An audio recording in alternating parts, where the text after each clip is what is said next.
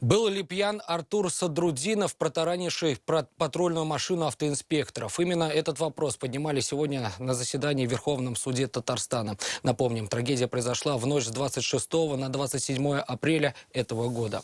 Автоинспекторы преследовали БМВ, не подчинившийся требованию об остановке. На перекрестке улиц Декабристов и Волгоградской иномарка врезалась в патрульный автомобиль. Один автоинспектор погиб, второй получил травмы. Сегодня допрашивали свидетелей со стороны защиты. Новые подробности уголовного дела узнал Матвей Опросин. Был ли Садрудинов пьян или не был Садрудинов пьян, оно имеет кардинальное значение по данному уголовному делу. Гособвинитель настаивал на том, что нужно установить, был ли пьян в тот вечер Артур Садрудинов, водитель БМВ, который в ночь с 26 на 27 апреля, уходя от погони автоинспекторов, протаранил патрульную машину.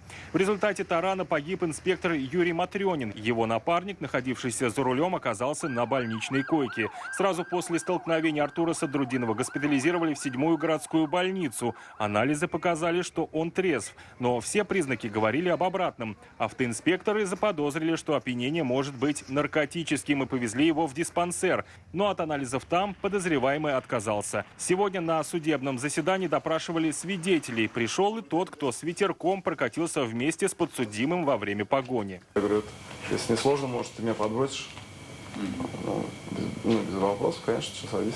Свидетель рассказал, что возвращался домой от бывшей супруги пешком уже поздней ночью. Увидел в одном из дворов друга детства Артура Садрудинова и попросил его отвезти домой. Тот согласился, но вскоре не подчинился требованию об остановке, и началась погоня. Свидетель уверяет, что просил друга остановиться или хотя бы бросить машину и убежать, но тот ответил отказом.